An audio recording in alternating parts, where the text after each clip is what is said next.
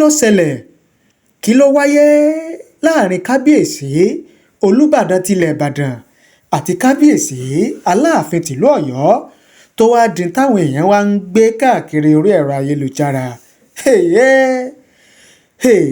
Níbi ìpàdé àdúrà ọlọ́dọọdún tíjọba ìpínlẹ̀ Ọ̀yọ́ máa ń ṣe lọ́dọọdún ló ti wá ń ya gbogbo èèyàn lẹ́nu wípé irú kí leléyìí, irú kí ló tún ṣẹlẹ̀ yìí gan-an lásìkò tí kábíyèsí Olúbàdàn tilẹ̀ Ìbàdàn ọba sẹ́nitọ́ Ràṣídì Adéwọ̀lú Ládọjà tí ó wọlé síbi tí ètò ọ̀hún tó ti wáyé.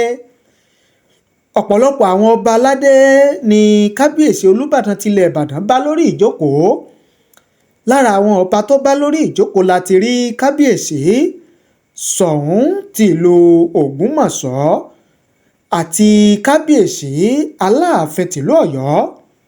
Ṣùgbọ́n lásìkò tí kábíyèsí Olúbàdàn tilẹ̀ Ìbàdàn wọlé, Ṣọ̀ún tìlú Ògbómọ̀ṣọ́ tí kábíyèsí dìde láti kí kábíyèsí Olúbàdàn tilẹ̀ Ìbàdàn. Ṣùgbọ́n kábíyèsí Aláàfin tìlú Ọ̀yọ́, kábíyèsí ò dìde láti kí kábíyèsí Olúbàdàn tilẹ̀ Ìbàdàn tó wọlé.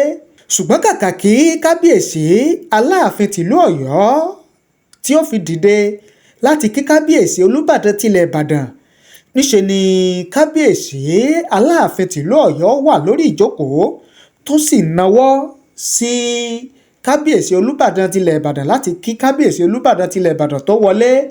Ṣùgbọ́n tí fídíò tá a rí tó ń ṣàfihàn wípé kábíyèsí Olúbàdàn tilẹ̀ Ìbàdàn kọ̀, wọ́n ṣe bí ẹni pé wọn ò rí kábíyèsí Aláàfin ti ìlú Ọ̀yọ́ lórí ìjókòó, tó túmọ̀ sí pé kábíyèsí Olúbàdàn tilẹ̀ Ìbàdàn wọn ò gbọ́wọ́ Aláàfin tìlú Ọ̀yọ́ tọ́nà sí kábíyèsí Olúbàdàn tilẹ̀ Ìbàdàn.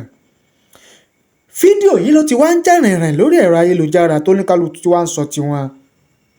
Ṣùgbọ́n lára àwọn tí wọ́n ti ń sọ̀rọ̀ òun láti rí àwọn ìgbìmọ̀ mọ́gàjí Olúbàdàn tilẹ̀ Ìbàdàn, ẹgbẹ́ mọ́gàjí ilẹ̀ Ìbàdàn, tí wọ́n ti fi ìròyìn síta, àtẹ̀jáde síta tí wọ́n fi ń kìlọ̀ fún kábíyèsí Aláàfin tìlú Ọ̀yọ́ pé kí kábíyèsí ó ṣọ́ra o, kí kábíyèsí Aláàfin tìlú Ọ̀yọ́ kí wọ́n gbéjẹ́, kí wọ́n ṣọ́ra ṣe bí wọ́n ó ṣe máa ṣe sí kábíyèsí Olúbàdàn tilẹ̀ Ìbàdàn, torí pé àwọn ìwà tí kábíyèsí Aláàfin tìlú Ọ̀yọ́ ń wù sí kábíyèsí Olúbàdàn tilẹ̀ Ìbàdàn ní òde tí wọ́n bá ti pàdé wípé ó ń jẹ́ bí ìwà àrífín sí ipò Olúbàdàn tilẹ̀ Ìbàdàn, pé àwọn ò sì lè faramọ́, àwọn ò lè máa wòran, àwọn ò lè máa gbàmọ́ra kí kábíyèsí Aláàfin tìlú Ọ̀yọ́ kó máa rí kábíyèsí Olúbàdàn tilẹ̀ Ìbàdàn fín,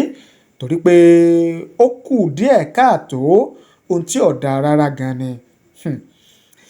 Wọ́n fi àtẹ̀jáde síta, ẹ jẹ́ ká mú wá fún yín gẹ́gẹ́ bí àtẹ̀jáde tí àwọn ẹgbẹ́ mọ́gàjí nílẹ̀ Ìbàdàn tí wọ́n fi síta, tí wọ́n fi ń ṣèkìlọ̀ fún kábíyèsí Aláàfin tìlú Ọ̀yọ́.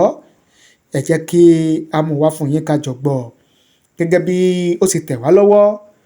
Wọ́n ní Ìbàdàn traditional stakeholders comprising monarchs, Mogajis, baales and prominent sons and daughters of Ibadan land have once again cautioned the Aláàfin of Ọ̀yọ́, Ọba Hakeem Abimbola Owade, against any form of disrespect towards the revered stool of the Olubadan and the Ibadan traditional institution.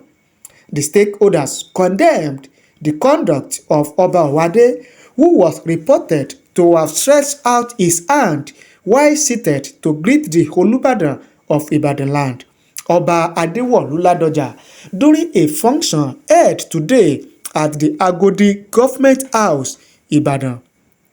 They described the action as a gross insult to the Olubadan,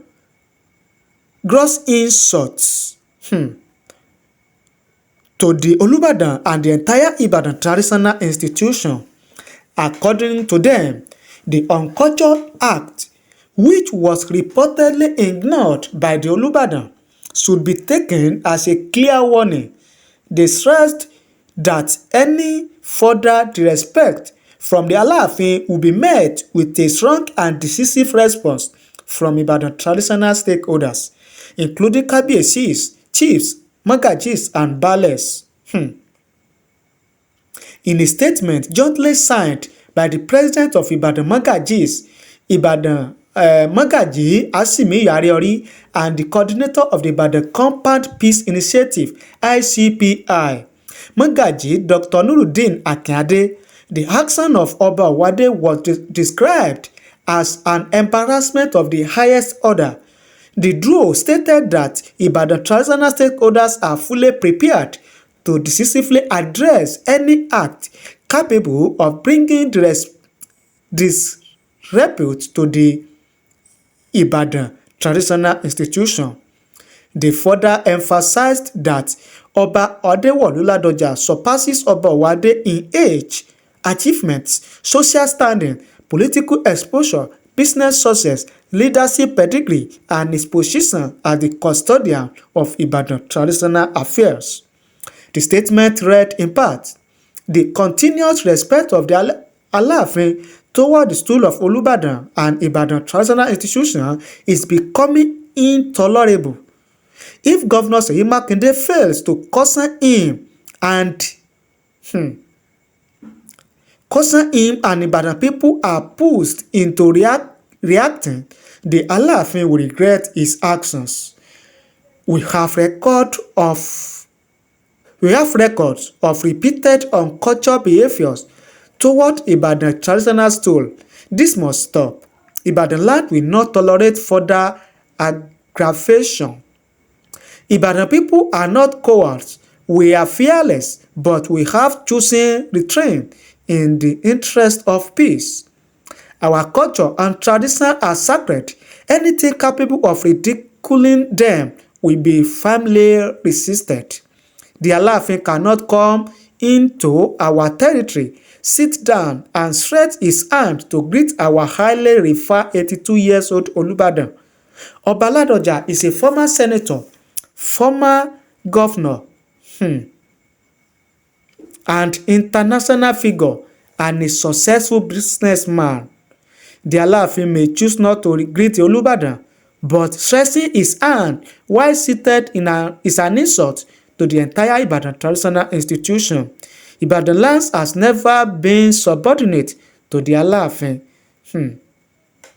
Gẹ́gẹ́ bí àtẹ̀jáde tí àwọn àgbààgbà ilẹ̀ Ìbàdàn eléyìí tí ó kó àwọn ọba nílẹ̀ Ìbàdàn sínú, àwọn mọ́gàjí, àwọn baálẹ̀ àti àwọn alẹ́nulọ́rọ̀ nílùú Ìbàdàn tó kó wọn sínú, eléyìí tí olórí àwọn mọ́gàjí nílẹ̀ Ìbàdàn, Mọ́gàjí Asimiyu Areori, tí ó buwọ́lù, òun náà lẹ́gbọ́ tí a mú wá fún yín yẹn, eléyìí tí wọ́n fi ń ṣèkìlọ̀ fún kábíyèsí Aláàfin tìlú Ọ̀yọ́ láti ṣèwé agbéjẹ́mọ́wọ́ lórí àwọn ìwà tí kábíyèsí Aláàfin tìlú Ọ̀yọ́ hù sí kábíyèsí Olúbàdàn tilẹ̀ Ìbàdàn, tí wọ́n rí gẹ́gẹ́ bí àrífín sí ipò Olúbàdàn tilẹ̀ Ìbàdàn. Ẹ gbọ́, ẹ̀yin tẹ́ ń wò wá àtẹ̀yin tẹ́ ń gbọ́ wá káàkiri àgbáláyé, kí lẹ rí sọ sílẹ̀ yìí? Kí ni èrò àti ìwòye tiyín? Ṣé ó burú, ṣó bàjẹ́ bí kábíyèsí Aláàfin tìlú Ọ̀yọ́, bí kábíyèsí ṣe kí Olúbàdàn tilẹ̀ Ìbàdàn? Àbí ṣé àwọn èèyàn kan tiẹ̀ ń wò ó pé kábíyèsí Aláàfin ti ìlú Ọ̀yọ́ ni wọn ò ṣe dáadáa tó níbi ìjókòó yẹn? Ṣùgbọ́n kí ni ẹ̀yin gangan rí sọ sí ti kábíyèsí Olúbàdàn tilẹ̀ Ìbàdàn, tí kábíyèsí náà wọlé, tí wọ́n bá Aláàfin tìlú Ọ̀yọ́ lórí ìjókòó, tí kábíyèsí Aláàfin tìlú Ọ̀yọ́ tó sì náwó sí kábíyèsí Olúbàdàn tilẹ̀ Ìbàdàn láti kí kábíyèsí Olúbàdàn tilẹ̀ Ìbàdàn nígbà tó jẹ́ pé ọba jọ ni àwọn méjèèjì. ṣùgbọ́n tí Olúbàdàn tilẹ̀ Ìbàdàn tí wọ́n kọ̀ láti gba ọwọ́ tí Aláàfin tìlú Ọ̀yọ́ náà láti fi kí wọn. Kí ni ìwòye yín? Kí ni èrò titi yín? Ẹ fi ṣọwọ́ sí wa láàyè comment nísàlẹ̀ fídíò yìí. A kà á sì ṣe àgbéyẹ̀wò rẹ̀, ìyẹn lábala tibẹ̀ yẹn. Bákan náà, àtẹ̀jáde eléyìí tí àwọn àgbààgbà ilẹ̀ Ìbàdàn tó fi mọ́ àwọn ọba aládé nílẹ̀ Ìbàdàn àti àwọn mọ́gàjí, àwọn baálẹ̀ tí wọ́n fi síta yìí ṣe ọ̀rọ̀ tí àwọn baálẹ̀ mọ́gàjí tí wọ́n sọ yìí sí ò pọ̀ jù, àbí bó ló ṣe rí lọ́dọ̀ tiyín? Ẹ jẹ́ á mọ̀ láàyè comment nísàlẹ̀ fídíò yìí. A kà ó, a sì ṣe àgbéyẹ̀wò rẹ̀. Ẹ ti mọ̀ wá lórí ìkànnì yìí pé ohun tá a bá rí, ohun tá a bá gbọ́, òun náà la máa mú wá fún yín láti jẹ́ pé kẹ́yìn olólùfẹ́ wa kẹ́ ẹ mọ bí ṣe ń lọ, kẹ́ ẹ mọ bó ṣe ń ṣẹlẹ̀. Mo sì máa ń sọ fún yín pé ìwòye kì í papọ̀, èrò kì í papọ̀ lórí ìṣẹ̀lẹ̀ tó bá ṣẹlẹ̀ láwùjọ, torí pé ojú tèmi fi lè wò ó lè yàtọ̀ sí tiyín, ojú tẹ́yin ó fi wò ó lè yàtọ̀ sí tẹlòmíì. Bọ́lọ́run ṣe dálé ayé nìyẹn. Ojú wo ló kọ sí yín? Ẹ jẹ́ ká mọ̀ láàyè comment. Ẹ ṣé o, àdúpẹ́ bẹ́ẹ̀ ṣe ń wò wá, àdúpẹ́ bẹ́ẹ̀ ṣe ń gbọ́ wá. Ẹ bá ní pín, ẹ bá ní share rẹ̀ kó lè káàkiri àgbáláyé. Ìròyìn ayọ̀ ni mo mú wá fún wa láti ilé S2 Ultimate Herbal International Limited, tí wọ́n fi tewétegbò láti fi ṣe ìwòsàn fún oríṣiríṣi àìsàn tí ó ń bá ọmọ aráyé fínra, pàápàá jùlọ àìsàn bíi high blood pressure tí à ń pè ní ìfúnpá gíga, bákan náà àìsàn ṣúgà tí à ń pè ní diabetes, àìsàn sánọgun tí à ń pè ní arthritis àbí rheumatism, ọgbẹ́ inú tí à ń pè ní ulcer, àbí ẹnikẹ́ni tó bá ní oyún ìju tí à ń pè ní fibroid. A dẹ̀ tún ní oògùn fún àwọn èèyàn tó jẹ́ pé wọn kì í rí oorun sùn déédéé, yálà ìrorun sùn wọn, bóyá àìsàn kan ló ń bá wọn fínra àbí bóyá àgbà ló tiẹ̀ ti dé. Tewétegbò wà tí NAFDAC tí wọ́n fi ọwọ́ sí, tí à ń tà ní ilé iṣẹ́ wa ní ibí báyìí. Àbí èèyàn tó jẹ́ wípé hormone system wọn kò fi bẹ́ẹ̀ kún tó, a ní àwọn hormone booster ní oríṣiríṣi. Àbí bóyá ibà òun ló tiẹ̀ ń bá àtọmọdé àtàgbà tó ń bá fínra ni, ẹ kàn sí wa ní ilé iṣẹ́ wa ní S2 Herbal International Limited. Àbí ikọ́ ni, oríṣiríṣi ikọ́ tí ò bá tiẹ̀ jẹ́, ìbáà jẹ́ ikọ́ gbígbẹ ni àbí ikọ́ fée, àbí àwọn ikọ́ asthma, oríṣiríṣi oògùn tí ẹ lè lò sí òun ló wà ní S2 Ultimate Herbal International Limited.